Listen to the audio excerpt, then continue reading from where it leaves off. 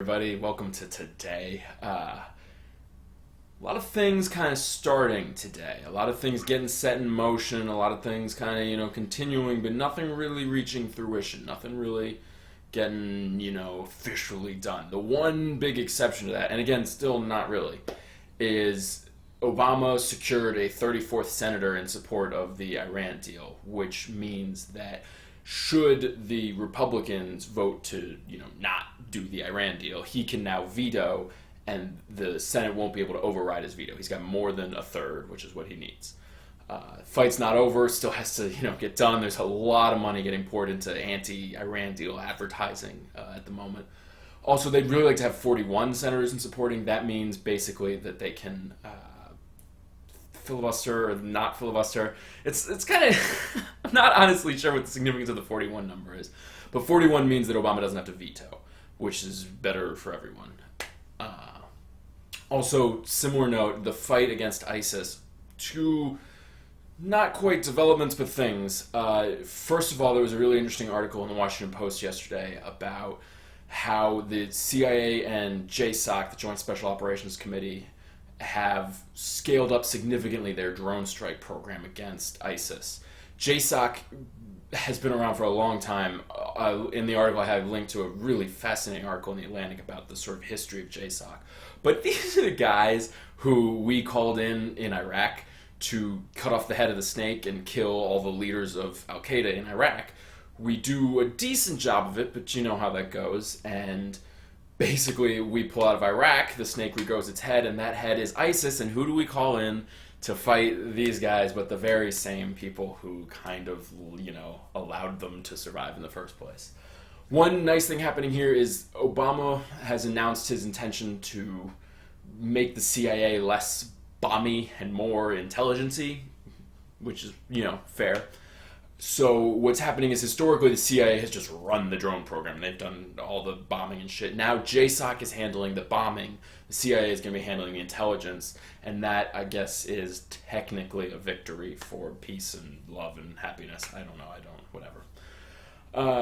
Second, 17, at least 17. There were 20 people kidnapped. At least 17 of them are Turkish.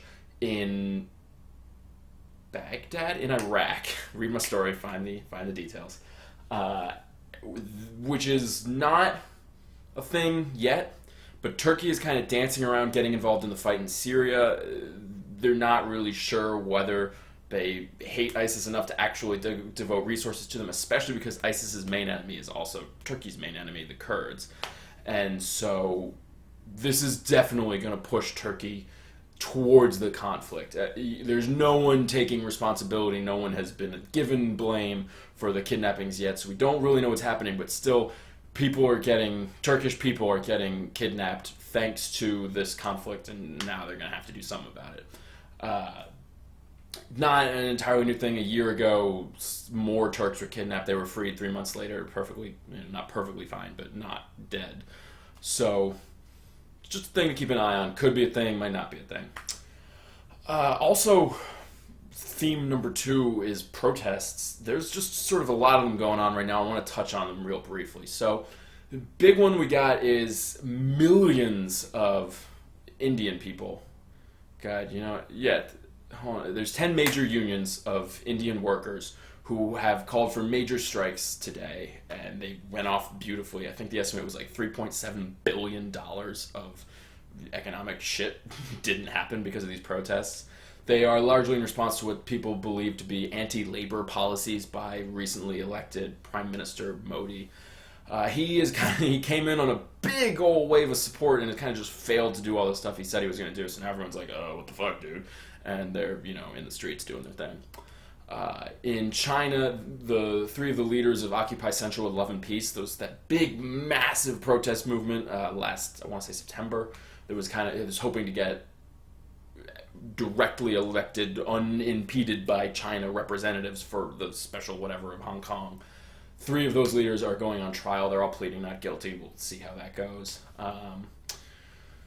Freddie Gray is being tried the police involved with the death of Freddie Gray are being tried in Baltimore, and there's protests going on outside there. So far, totally peaceful, everything cool, but of course, powder keg, Tinder, gotta keep an eye on it.